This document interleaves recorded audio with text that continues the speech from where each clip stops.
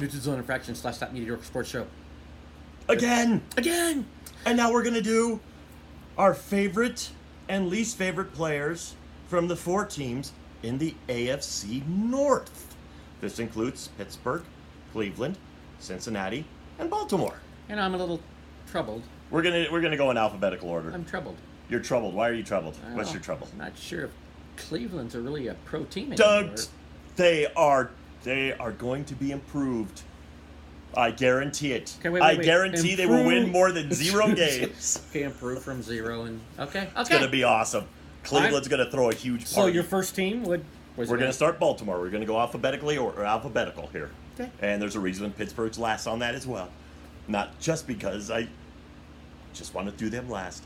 Okay, so Baltimore Ravens, and we are only going to include from the Baltimore Times. Okay, because I was going. My first thought. No, don't, because Cleveland is going to, because they've taken Cleveland and lumped it all together as Cleveland. The new Cleveland and old Cleveland is all the same continuity. Although in the The Baltimore Ravens basically have a history of when Art Modell took them to Baltimore, and that's it. They don't get the Baltimore Colts history. I didn't know that. Yeah, it's like Cleveland Browns, because they've named the team the Cleveland Browns again. They keep the history of just the Cleveland Browns. Okay, I like that. Too bad they could have had 2 Super Bowls. They could have had 2 championships. And I blame the city of Cleveland for that. For not building them a stadium. For not building a stadium, because you and you built this new team a stadium, and they're terrible. They're but terrible. they'll be improved. But not Super Bowls. Okay, so favorite player from the Baltimore Ravens of all time. You know what? Tony Siragusa. That's a good pick. I like Siragusa. Big fat guy that barely moved. But Just like me. for me, I've got 2 players in mind. One of them is Ray Lewis, just because I loved his intensity. But the guy I'm going to go, he was just an accessory. Allegedly. You know, there are people out there who love Pittsburgh that are going to say, that he was just an accessory. What's his name? Number 7, Roethlisberger. Yeah, he was just an accessory. Okay, anyway, go on. Allegedly. Allegedly. But I'm actually going to pick, because I couldn't pick him as a Bronco, because I picked Atwater. I'm going to pick Shannon Sharp as my favorite Raven. I used that as a loophole to get Shannon Sharp picked as my favorite Raven. I'm going to throw honorary mention in there with Shannon Sharp. Yeah, Shannon Sharp was awesome. Because he did take a lot of the heat off of Ray Lewis that year that helped them win that Super Bowl. So and he made that catch against us, and that catch and run where he took it to the house. Yeah. And it was just I'm just sitting there going, I hate, but it's like, he's still one of my favorites. I think he was flipping us off, too, as he ran I'm sure he was. Wasn't he like, yeah, it's like, look what I just did to you guys for letting me go. And not fumbling. Okay, so least favorite Raven. Baltimore Raven. Well, I'm going to tell you right now, I don't like Joe Flacco. I agree. Joe Flacco, boring. Boring, overrated quarterback. I just don't like Flacco. And I don't like the word, I'm elite. You want a Super Bowl? I don't care if you're paid like an elite. Joe Flacco's not elite. Trent Dilfer won a Super Bowl. Trent Dilfer. I changed my pick. Trent Dilfer's my least favorite Raven of all time. For honorable mention? No. Flacco's getting my, because Dilfer. Dilfer's one of those guys that even later in life, he still thinks he's some kind of a good quarterback. You were a tool. That's it. You were a tool. You were a facilitator. You were the guy that said, hike. And then the defense won you the Super Bowl. So shut up. You know what? I don't... We've talked about this before, but it's so funny how a former player, even great ones, even the... you can have your Aikmans, your Elways, and I'm throwing every great one. I just mentioned Joe Montana's... mediocreness. Excuse me. Soda burp. Burn my nose. Hope that doesn't mean... Anyway, so... now I know what those Coke heads feel like. Wow. I don't know what you're seeing. Anyway, the reason I'm doing this is because if you listen to an announcer who used to be a player, they never messed up. They threw every ball or caught every ball. You got to make that play. You got to make that play. You're ripping on Jaworski. That's who you're ripping on right now. You're ripping on Jaworski. No, I'm ripping on all of them because they always say, in a big game, you got to make the thing. Now, which brings me to the point, Joe Montana... Montana should have had that ball intercepted. He should have, but not just him. Terry Bradshaw, even Roger Staubach, John Elway. You played in big games. Tom Brady, Peyton Manning. all of them. You played in big games, and what gets me is in a big game, you got to make that play. So the playoffs weren't a big game because you only went to 4 Super Bowls or 5. Tom Brady's an exception, but most players don't go to that many Super Bowls, which means in the playoffs, something happened that you blew it, which means it wasn't a big game. It was a big game. I know my point here. So I'm with you on that. I can't stand these sports people that become announcers and all of a sudden they never made a mistake in a big game. Well, and of course Trent Dilfer, because we call him a game manager, he says every quarterback's a game manager. It's like, no. There are guys that can take over a game and take you down the field and win. Game managers cannot do that. In the Super Bowl. Brady can. Yeah. Elway can. Manning can. Favre can. Trent Dilfer? No. Favre? You're just going to go down the field methodically and hope that every play works perfect. Well, with Favre, you got a 50-50 shot. Well, but it was awesome, though. It was always fun to watch. That one when he was a Viking. Oh, that play. That What play the against the hell Niners. were you think? No, the play against the Niners I'm thinking about. Remember the play where he just hucked it up there and hit the guy in the back of the end zone? I'm thinking against the Aints. See, I don't think of the negative with Favre. The Aints? The Yeah, Saints? but I He don't threw that stupid ball to that stupid Saint. I think it was Porter. Why? Thing is, I remember most of the good stuff with Favre. I really do. I like Favre. I like Favre too. It's like, and I'll have a tough time when we get to the Packers. Okay, move Yeah, we spent a lot of time on the Ravens, but that's okay because the next team, the Cincinnati Bengals, I don't think we're going to spend a lot of time on No, them. and it's very hard to find a favorite player, and I'm just going to find a favorite player. I'm Anthony Munoz. Anthony Munoz. Yep. That's a pretty good pick.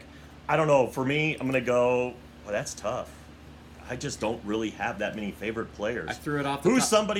Who's somebody that really just destroyed the Steelers all the time? That's what I need to think of. Anthony Munoz. Well, Anthony Munoz used to destroy everybody. Actually, you know what? Boomer Esiason. Boomer Esiason was always one of my favorites. I always liked Boomer. I like Boomer. Boomer Esiason, underrated quarterback. I liked him. Maybe he'll be my favorite Jet. That's where the loophole comes in. I have a feeling Namath is going to be your favorite Jet. But least favorite Cincinnati Bengal. For me, it's Chad Johnson. I just didn't like Chad Johnson. Actually, you know who my favorite player is? Favorite player on the Cincinnati Bengals. We forget about this guy. And he had one of the greatest dances of all time. Icky Shuffle. Icky Woods. Yeah. I even love those Geico commercials that he did. Yeah, the Icky Shuffle was great. You know, it's Chris Collinsworth. Chris Collinsworth was a really good wide receiver. He really was. Doesn't mean I have to like him. No, but that's going to be your least. He's kind of one of those guys, too. He's an announcer who never screwed up. Never made a mistake. No. Never. And I never dropped a ball. Kind of like him as an announcer. He's not bad. Yeah. But again, he's an announcer, and I don't have to like him. So yeah, my vote. I've already forgotten who it was for the. Chad Johnson. Chad Johnson just annoyed me. And another thing is, I can't think of a lot of. There's a few Cincinnati Bengals. You know, like I'm surprised neither one of us came up with help me out here. The guy that keeps knocking people out. Oh, Vontaze Burfict. See, I like Vontaze Burfict. Yeah, well, I don't have anything against Vontaze Burfict. I just think that, the coach should have probably wrangled him in a little bit. I think he hit that guy in the shoulder. I think that guy... Oh, yeah, so do I. I don't think that was a dirty hit at all. So anyway, on to your next team. Cleveland. Oh. Now, see, this is going to be it. But we get to go through the entirety of the Cleveland Browns' history. So you're talking a huge history for the Cleveland Browns, but you got to go favorite player. But it's like... Oh, this is kind of a no-brainer. Jim Brown. See, now, I never got to see Jim Brown play. Like I did. He was way before my time, but... But I've never seen a ton of footage. I've seen a few highlights of him, and he was a beast from what I saw. But, I don't know. I mean, the toughest part for me on the Cleveland Browns is trying to find somebody. They've had such turnover for years. Yeah, but if you go back and, I've never saw Otto Graham play, but yeah. I heard of him. Dave Logan is somebody I did see play. I liked Brian Sipe. I guess if you're talking about somebody I saw play, Bob Golick. See, and I was thinking Bob Golick too. I liked his personality. I liked Clay Matthews Sr. I watched him. Yeah, but I liked Bob Golick.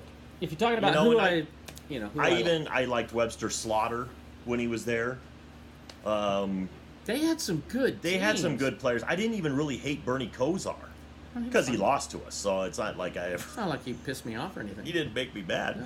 No. But least favorite Cleveland Brown. See, and that's also kind of tough because they just had such. You know what? It's a guy. It's the Josh. Josh McCown? No, it's the dude. And I know I'm. How can he be your least favorite if you can't think of his name? Well, there's a lot of things I forget and can't think of, so that's not fair. Yeah, see, we're doing all this off the top of our heads. We didn't go in and research because we wanted to see what the visceral reaction would be when you mention the team. What the hell word does that mean? It's like, don't worry about it. There are other people that know what it means. You don't have to. I'm watching this show. So I'm But okay. It's just an initial reaction when we do this. So Josh Norman. Josh Norman. Yeah, it's not the right word. No, That's not the right word. It's the guy that was. He's supposed to be this great receiver, and he's been out the last 2 years because of drugs. Yeah, I know who you're talking about. I can't think of his name either, but I know who you're talking about. Ton of talent, but he keeps getting busted for drugs. He keeps getting all these chances And throwing his life away. Yeah, So he's kind of my least favorite because I can't stand God-given talent, and you're pissing it away. My least favorite, especially when he was with the Cleveland Browns, Johnny Manziel.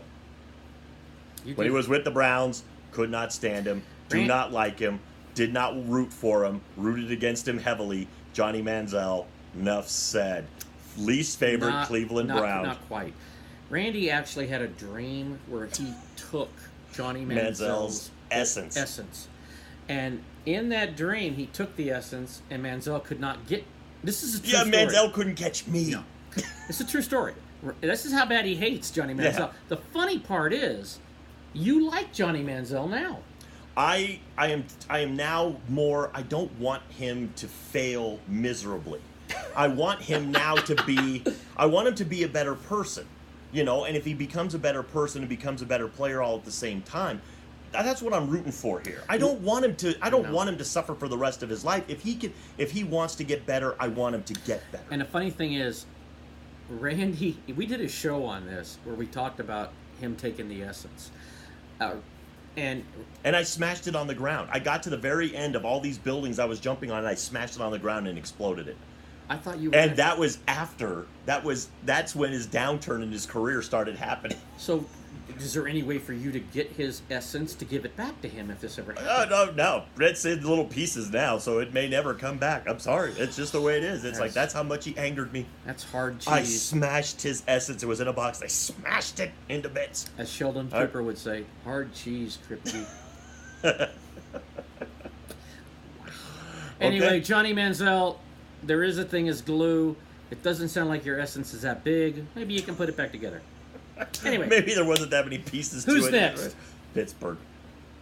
Now, they have a very long history, and they have some really good players in their history. And I know who my favorite is, and it's going to be Bradshaw. I like Bradshaw. I liked the way he played. I liked the fact that he's won 4 Super Bowls. Nobody talks about him.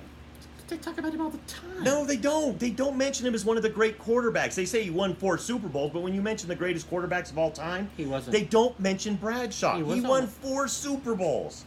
That doesn't make him the greatest of all time. Well, I didn't say he was the greatest, but the kicker on those Pittsburgh Steelers teams might have won 4 Super Bowls. Name him. He's not a Hall of Famer. Terry Bradshaw's a Hall of Famer. Kiskowski. You're lying. I know.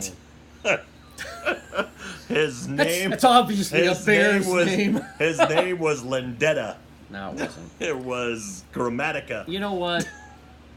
It was Daddy Grammatica. I was a Vikings fan in the 70s. Oh, so I can imagine you love the Steelers. So I did not like the Steelers. But, it's funny how as time goes on in your life, you and I'm sure you're facing that now. You've seen it a lot more that you've gotten so much older. But you mellow. Like, teams... there are teams that I rooted against in Super Bowls that I wished, as time has gone on in my life, that I had rooted for them in a couple. Because I wish they'd have won one. Buffalo is a great example of that. Oh, no, I rooted against them in all 4, and I still root against them in all 4. I rooted against them in all 4. And I didn't want them to win. I still don't want them to have any of them. I would like them to have won one. And I wouldn't have. I'll take the Redskin one. It's like, I don't know. Well, you know what? That might not be the worst one to give him. I don't want Parcells losing any of his Super Bowls And it's like, and I liked the Cowboys teams with the triplets on it and Jimmy Johnson leading them. But that Redskins team was, and Gibbs had already had his Super Art Bowls. Schlereth was on that team. Oh, that's true. I don't want to really take one from Schlereth. No. So, you know what? Sorry, Buffalo. You got to keep your... I was going to take the one against Dallas. I still wanted Leon Lett to get to the end zone in that, at the end of that game. If you keep watching it, he may get there one day. He may get there one day. So, it's like if I can edit out Don Beatty. So anyway, what I'm getting to with the Pittsburgh Steelers is, as I look back, that I appreciate how good they were, and they had such some great players. But Mean Joe Green, I watched him. He was freaking awesome. I like Harrison. I think he's... I in his prime, he was really, really, really good, but he just He seemed, will be at an the end of his 80-year-old career, man, and he at will the be end of better his than career, us. at the end of his career, he just seemed whiny. Okay, I'm going to throw in a little... But I saw a video of this guy. They had some video. I was looking at the He's a workout feed. freak. Yeah, I was looking at the feed on one of my apps, and it showed him he had 150-pound dumbbells. 150-pound dumbbells, one in each hand, and he had straps on for resistance, and he did like 5 or 10 reps on each arm with it. It's like 150 in each hand isn't enough. You got to put some resistance straps on there to... Pound per pound strongest man, I think they said would be Watt or him. They did a comparison on it. But the thing about him, like, I know that year with Pittsburgh last year did not go well. No. And it didn't, but it didn't even go. He didn't even get a ring again in New England. But I have to say this: what he did in New England to me proves he could play. Something was going on there, and I just think that Harrison had kind of, because Harrison is a little bit of a prickly guy. He is not, and even as he gets older, he gets more and more whiny about stuff. I don't know if whiny's a fair word. It is a fair word. It's like he has had a long and great career, and it's like, and sometimes you just have to sit there and say, you know what, Harrison, we're paying you too much to be an off the bench player. We don't feel like we need you. It's a business decision. It's not personal. We just don't want you here. And then he whines about it and he goes to the Patriots. I don't have a problem with him going to the Patriots. Go wherever. Whoever's going to pay you, go there. Whoa. I will you. That's as bad as shushing you. First of all, with your vocabulary, and I know you have a very, very, very good vocabulary, whining is a crap. No, I'm sorry. That is the exact description. Second of all, he proved that he could still play in the playoff games, big time for the Patriots. He made a difference. Yeah, because he was so well rested because Pittsburgh wouldn't play him. Well, something on both sides happened, I'm going to say that. But I'm going to still go probably a Mean Joe Green. Believe it or not, I liked Joel Steed or Chad Brown because they were Colorado Buffaloes. So that's good. Now, least favorite. Least favorite, Mark Malone. That was mine. He was right there in between Slash of Cordell Stewart. No, wait, who was he? He was just after Bradshaw. No, okay, first of all, no, he was not just after Bradshaw. Who was just after Bradshaw? You would have had a guy called, and he's actually a what the hell was that guy? No, it's not Mark Malone that I'm thinking of. Okay, you're thinking of somebody completely Neil different. O'Donnell. Oh, Neil O'Donnell. See, another dark-haired guy with Mark a mustache. Malone was the guy that was Mark Malone was, and Mark Malone looked like a quarterback, acted like a quarterback, played like a backup quarterback. Had the Tom Selleck look, and I mean, went on to become a good announcer who talked really good things about quarterbacks that he used to not do, but act like he did. Kind of like the guy who used to play for the Jaguars. What, Brunel? Thank you. Another overrated, underrated announcer. But I would like overrated announcer, and overrated quarterback. But I'm going Neil O'Donnell. Neil O'Donnell. And the reason is very simple. I know what you're thinking, too, against Dallas. You cannot tell me what I'm thinking. I know what you're thinking. It was against the Cowboys. Yeah, I know what you're thinking. 2 straight passes to where there was nothing out there, and Larry Brown. There was something out there. Larry Brown. And I gotta know. You know what I loved about that? Larry Brown could almost be one of my favorite Raiders because he was such an overrated talent, and the Raiders paid him so much money, and he was junk. Al Davis could be one of my favorite Raiders. Because remember, Deion Sanders was on the other side, and you didn't throw to Deion Sanders' side, so you went to Larry Brown. And here's another thing about Al Davis that's funny. He paid players, the Green Bay Packers, Desmond Howard. Hey, he just did a Super Bowl thing, got MVP. I'm paying you. This is what I love about Al Davis. And then... You're a Heisman Trophy winner. I'll pay you. You just got 2 Super Bowl passes? I'll pay you. I'll pay you. But they were intercepted. You're the fastest guy at the combine? I'll pay you. Darius Hayward Bay. Yeah. That's enough said right there. Super, super fast, but couldn't catch. So anyway, I'm going to just... Basically, that's where I go on that. Boy, you know what? 4 teams, and it took us 20 minutes to get through them.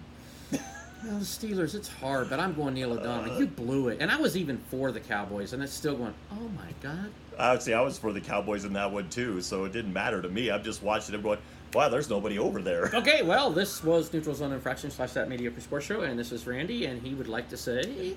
To the troops, past, present, and future, thanks for the freedom.